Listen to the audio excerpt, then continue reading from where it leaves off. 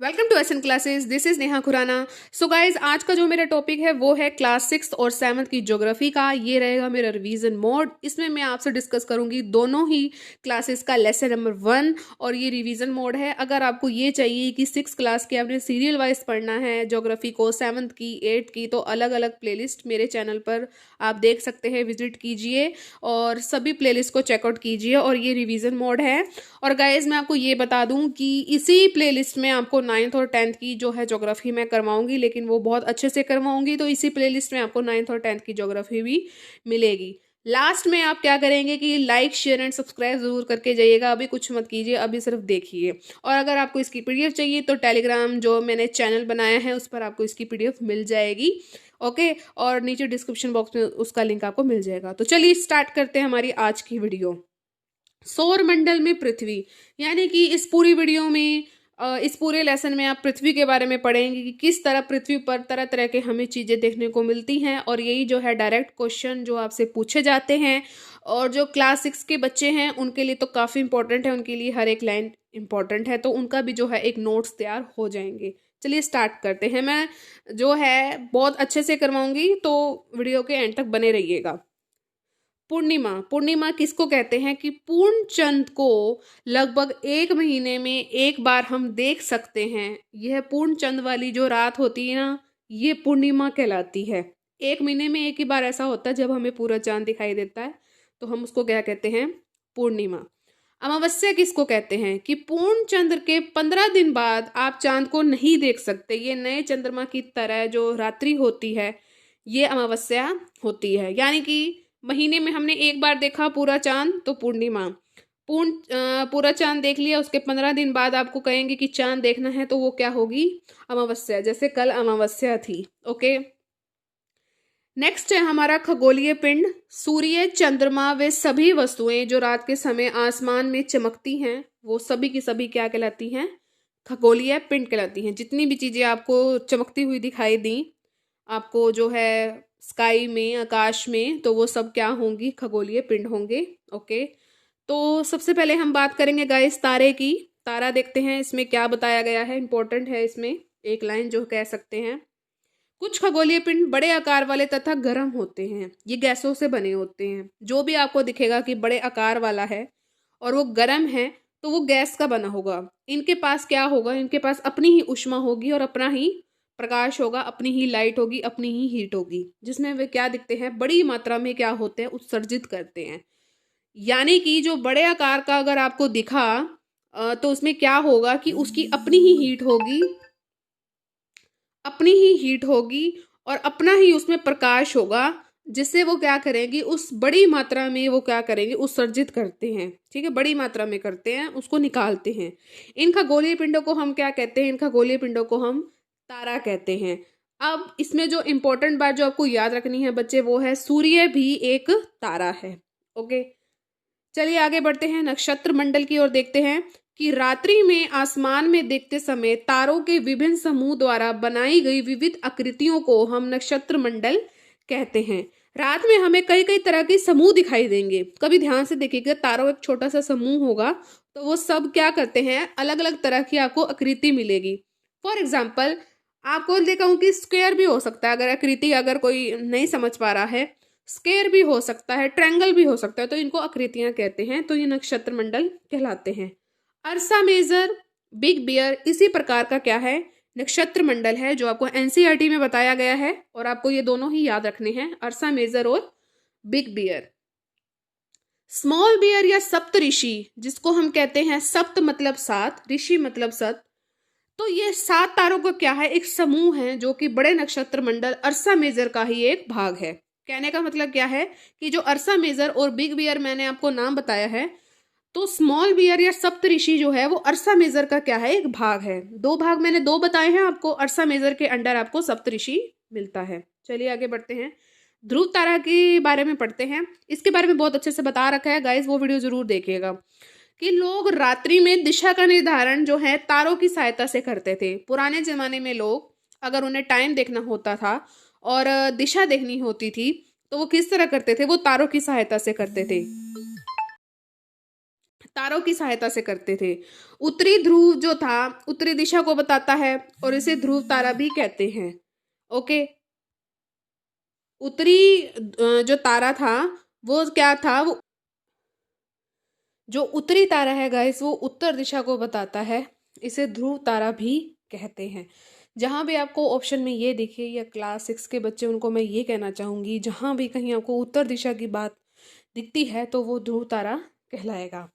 ध्रुव जो तारा होता है गाइस, ध्रुव तारा वो आसमान में हमेशा ही एक ही स्थान पर रहता है। हम सप्तऋषि की सहायता से ध्रुव तारे की स्थिति को जान सकते हैं। किसकी सहायता से? सप्तऋषि की सहायता से। चलिए आगे बढ़ते हैं, ग्रह के बारे में पढ़ते हैं।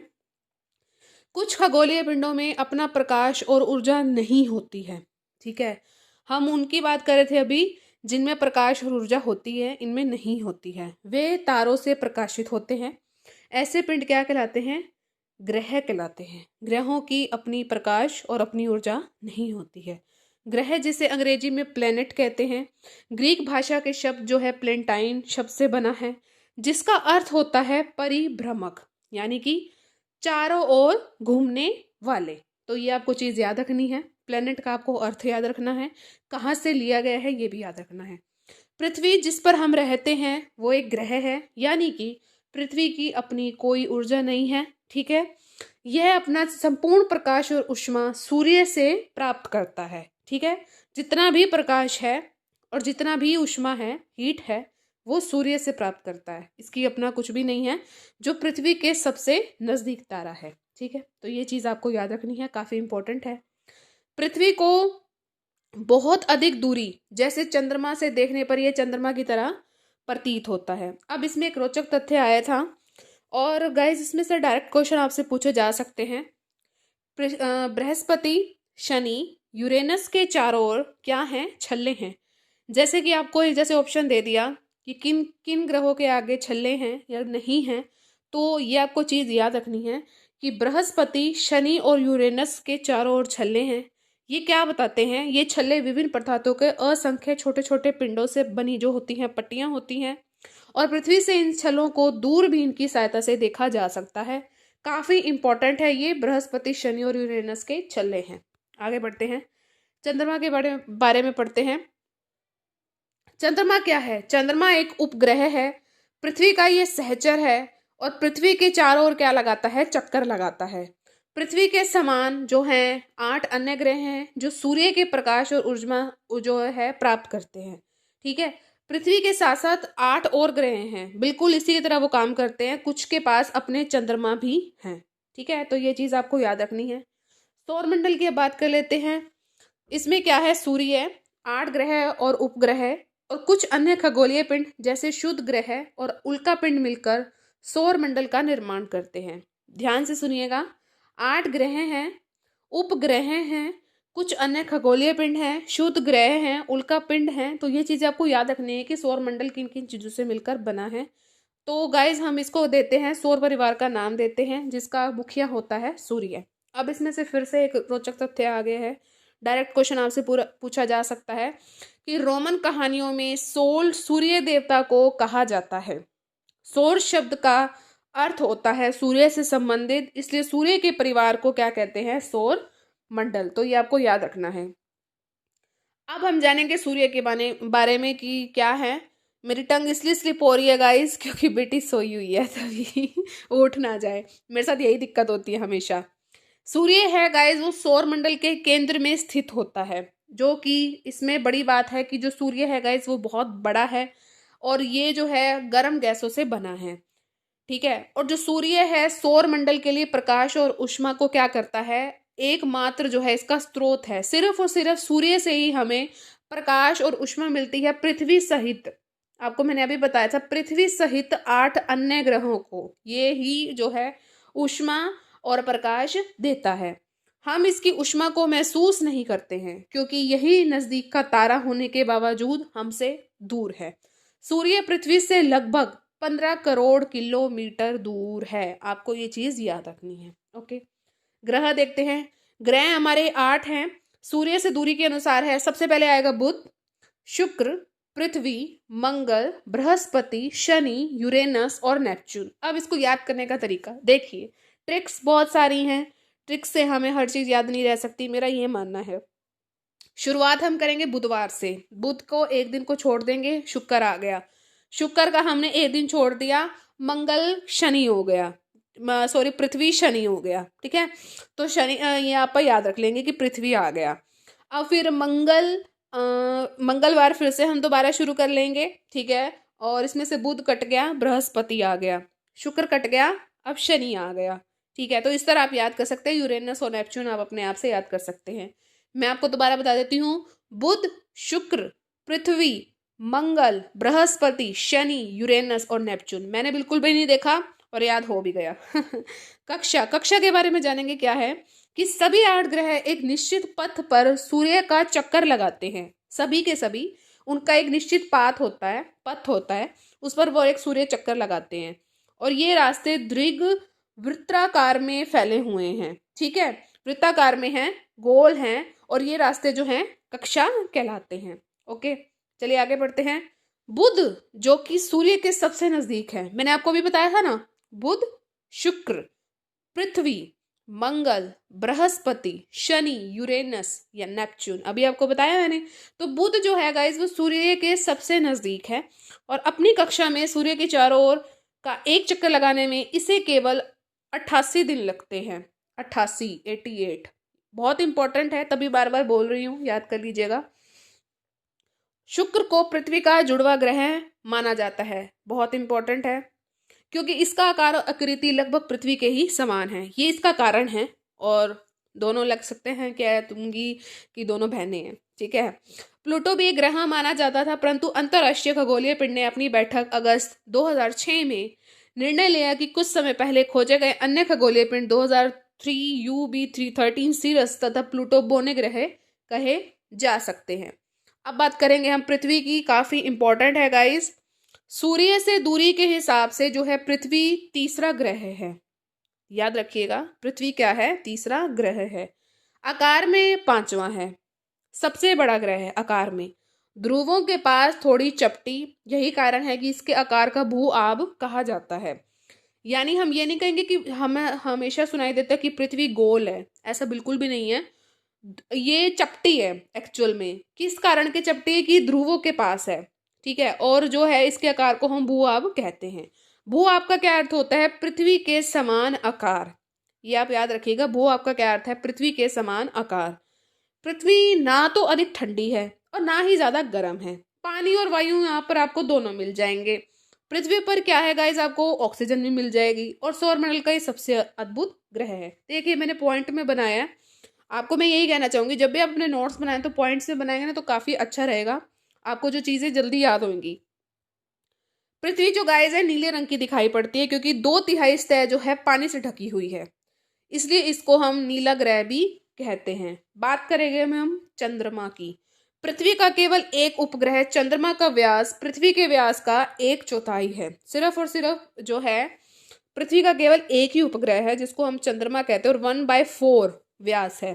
चंद्रमा इसलिए बड़ा प्रतीत होता है क्योंकि यह हमारे ग्रह से अन्य खगोलीय पिंडों की अपेक्षा बहुत ज्यादा नजदीक है, और ये 3,84,400 किलोमीटर क्या है, दूर है। तो ये आपको जो रेशो है सारे याद रखने हैं।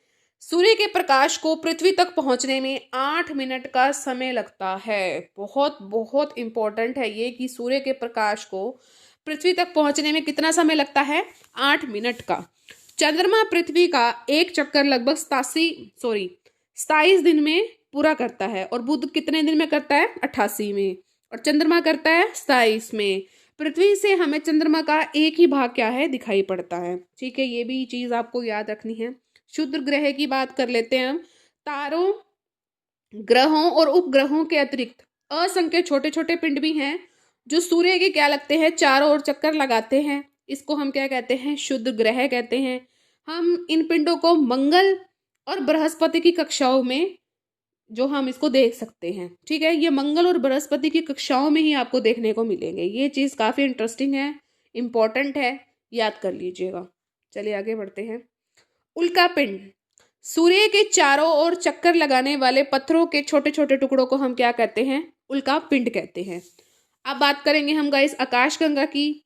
वो क्या है? लाखों तारों का समूह जिसमें खुले आकाश में एक ओर से दूसरी ओर फैली सफेद पट्टी का रास्ता, जैसे कह सकते हैं यह पट्टी जो होती है आकाशगंगा कहलाती है, मिल्की वे कहलाती है। इस तरह की पट्टी आप कह सकते हैं बिल्कुल स्ट्रेट होती है, फैली हुई होती है, क्या कहेंगे हम इसको? आकाशगंगा। और सौर मंडल जो है गाइस वो इस आकाशगंगा का एक भाग है, काफी इंपॉर्टेंट है, याद कर लीजिएगा।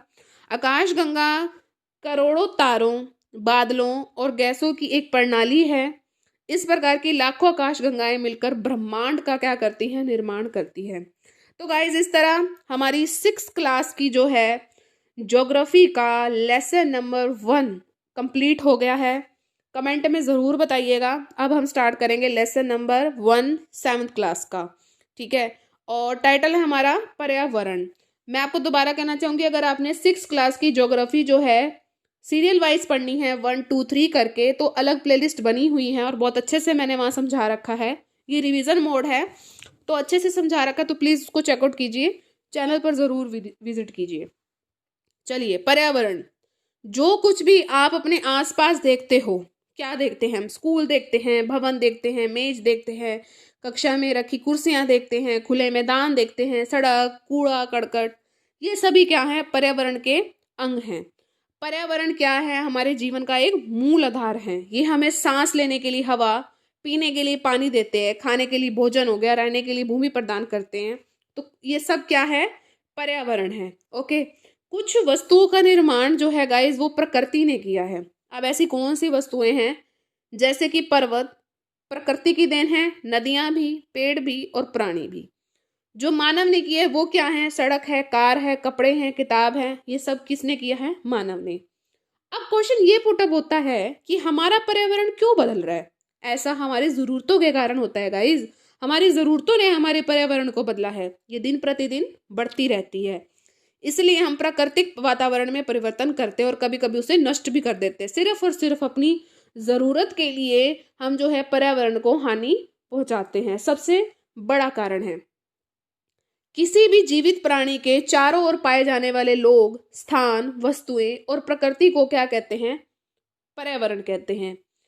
प्राकृतिक और मानव निर्मित प्राकृतिक परिघटनाओं का क्या है? मिश्रण है। प्राकृतिक वातावरण पर्यावरण में पृथ्वी पर पाई जाने वाली जीवी और अजीवीय दोनों परिस्थितियां जो हैं सम्मिलित होती हैं। ये दोनों चीजें आपको देखने को मिलती हैं। वो क्या क्या है? जीवी में क्या होगा? संजीव प्राणियों का एक संसार देखने को मिलेगा। इसमें आपको पादप मिलेंगे यानी पौधे और जंतु। अजीवीय कौन से होगा? निर्जीव पदार्थों का संसार होगा, जैसे कि स्थल। मानवीय पर्यावरण में मानव की आपको परस्पर जो है क्रियाएं मिलेंगी, उनकी गतिविधियां मिलेंगी, बनाई गई रचनाएं मिलेंगी। मानव जहां भी आपको मिल गया ना, पर्यावरण के साथ मानव जुड़ा है, तो उसके साथ उसके सारे काम आपको देखने को मिलेंगे, कुछ भी ऐसा नहीं है। अब बात करेंगे हम प्राकृतिक वातावरण की। प्राकृतिक वातावरण में भूमि, जल, वायु, पेड़ पौधे, जीव जंतु मिलकर प्राकृतिक वातावरण क्या है? बनाते हैं। ये आपको चीज याद रखनी है। स्थल मंडल क्या है? इसमें पृथ्वी की ठोस प्रॉपर्टी या कठोर ऊपरी सतह परत को हम स्थल मंडल कहते हैं। चट्टानों और खनिजों का ये बना होता है स्थल मंडल, प्लस में मिट्टी की परत से भी ढका होता है। चट्टानों से भी बना है और खनिजों का भी बना है, और आपको ऊपर उसकी एक मिट्टी की परत भी मिल जाएगी, पतली सी परत होगी। पठार, पहाड़, मैदान, घाटी जैसे विभिन्न स्थलाकृतियों वाला ये विषम धरातल होता है। ये इसके कुछ एग्जाम्पल हैं, ये आपको चीज याद रखनी है। ओके। ये स्थलाकृतियां महाद्वीपों के अलावा महासागर की सतह पर भी पाई जाती है। ये सब महाद्वीप के आपको नहीं मिलेंगी, ये आपको महासागर के आसपास भी दिखाई देंगी। ये चीज आपको याद रखनी है और काफी इंपॉर्टेंट भी है। स्थल मंडल वह क्षेत्र है जो हमें वन, कृषि, मानव बस्तियों के लिए भूमि, पशुओं को चरने के लिए घासस्थल जो है प्रदान करता है। स्थल मंडल खनिज संपदा का भी एक स्रोत है, बहुत इंपॉर्टेंट है। अब बात करेंगे हम पर्यावरण की। पर्यावरण यानी एनवायरनमेंट शब्द की उत्पत्ति फ्रेंच शब्द एनवायरन से या एनवायरनोर से हुई है, जिसका अर्थ होता है पड़ोस। काफी इंपॉर्टेंट है, डायरेक्ट क्वेश्चन भी पूछा जा सकता है और 7th क्लास के बच्चों को जानना भी बहुत ज्यादा जरूरी है। जल के क्षेत्र को हम क्या कहते हैं? जल मंडल कहते हैं। जहां भी आपको जल दिखाई देगा वो जल मंडल है। जल के विभिन्न स्रोत कौन कौन से हैं? नदी हैं, झील है, समुंदर हैं, महासागर हैं। इन विभिन्न जलाशयों से मिलकर बनता है। ये सभी प्राणियों के लिए बहुत ज्यादा जरूरी है। पृथ्वी के चारों ओर फैली वायु की पतली परत को हम क्या कहते हैं? वायुमंडल कहते हैं। जलमंडल हो गया, स्थल मंडल हो गया। अब वायुमंडल भी देख लेते हैं कि पृथ्वी के ओर चारों ओर आपको एक फैली वायु मिलेगी। ये पतली परत जो आपको मिलेगी वो वायुमंडल होगी। पृथ्वी का गुरुत्वाकर्षण बल अपने चारों ओर वायुमंडल का थामे रखता है। किस कारण है जो ये पतली परत इस तरह घूमती रहती है? ये सिर्फ एक गुरुत्वाकर्षण बल है जो इसको थामे हुआ है। ये सूर्य की झुलसने वाली गर्मी और हानिकारक किरणों से क्या करता है? हमारी रक्षा करता है। देखिए मैंने इसमें बिल्कुल मेन मेन पॉइंट ही लिखे हैं, ऐसे पूरा पूरा नहीं लिखा कि जैसे बुक में लिखा होता है। बस आपको मेन मेन पॉइंट ही याद करने हैं, चाहे 7th क्लास के बच्चे ही क्यों ना हो। कई प्रकार की गैस, धूल कण और जल वाष्प जो है उपस्थित रहते हैं। गैसें भी होती हैं, धूल कण भी होते हैं और जल वाष्प भी होता है। वायुमंडल में होने वाले परिवर्तनों से मौसम और जलवायु में भी परिवर्तन होता है, काफी इंपॉर्टेंट है। पादप और जीव जंतु मिलकर जैव मंडल या सजीव संसार का निर्माण करते हैं। अब बारी आ गई है जैव मंडल की। वो किस तरह बनता है? पादप और जीव जंतु से। पृथ्वी का वह संकीर्ण क्षेत्र है जहाँ स्थल, जल और वायु मिलकर जीवन को क्या करते हैं? संभव बनाते हैं। और सिर्फ ये किसके अंडर होता है? जैव मंडल में। पारितंत्र को पढ़ लेते हैं। वह तंत्र जिसमें समस्त जीवधारी आपस में एक दूसरे के साथ पर्यावरण के उन भौतिक और रासायनिक कारकों के साथ जो है परस्पर क्रिया करते हैं, जिसमें वो निवास करते हैं। और ये सब ऊर्जा और पदार्थ के स्थानांतरण द्वारा संबंध होता है। सब कार्य होते हैं उनके आपस में, भौतिक भी होते हैं, रासायनिक भी होते हैं। किस तरह होते हैं?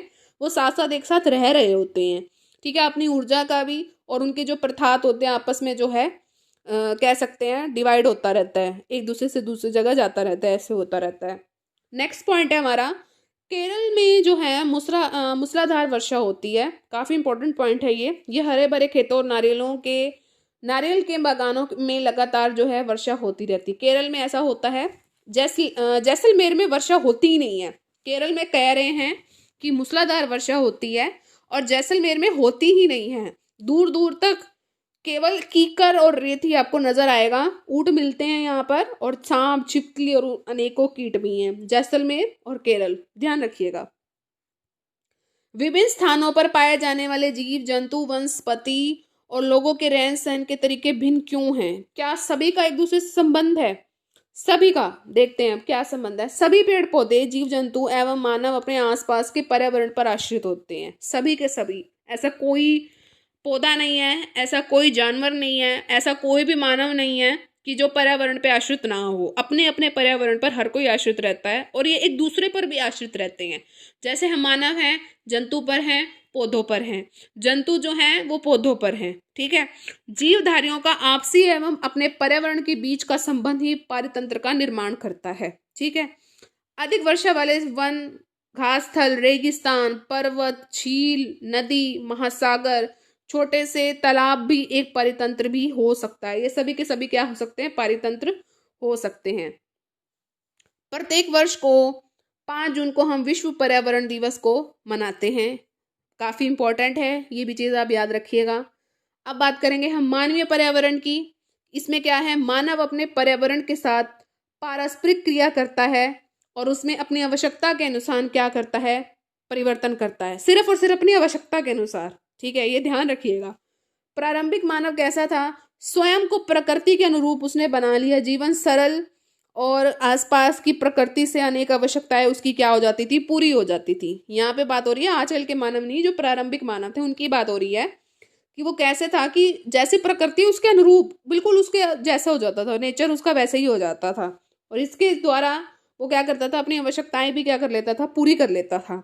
मानव ने पर्यावरण के उपयोग और उसमें परिवर्तन के कई तरीके सीख लिए। टाइम टू टाइम, जैसे टाइम चेंज होता गया, उसने कई कई उसमें जो है चेंजेस सीखे। फसल उगाना, पशु पालना, स्थानीय जीवन जीना भी उसने सीख लिया। या फिर उसके बाद उसने पहिए का आविष्कार किया। आवश्यकता से अधिक उसने अन्न उपजाया क्रम से। ऐसे नहीं है कि डायरेक्ट उसने अन्न उपजाना शुरू कर दिया, नहीं।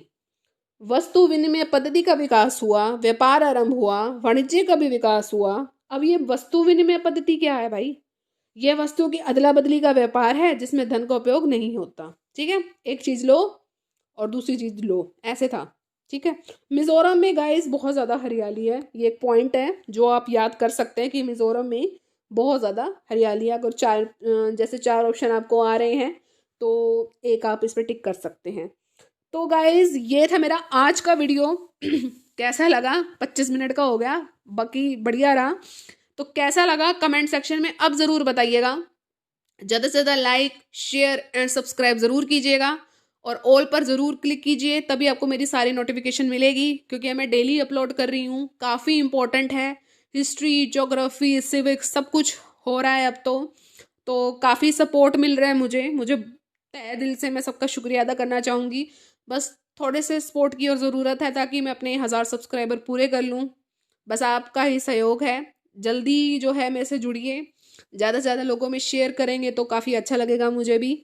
तो तो इस तरह ये हमारा आज का चैप्टर पूरा हुआ। नेक्स्ट वीडियो ज्योग्राफी से जो रिलेटेड होगी, यानी कि अब क्लास 6 की लेसन नंबर 2 और क्लास 7 का लेसन नंबर 2। ठीक है, तो मिलेंगे अपनी नेक्स्ट वीडियो में। Till then thank you so much for watching guys. Bye bye guys and take care.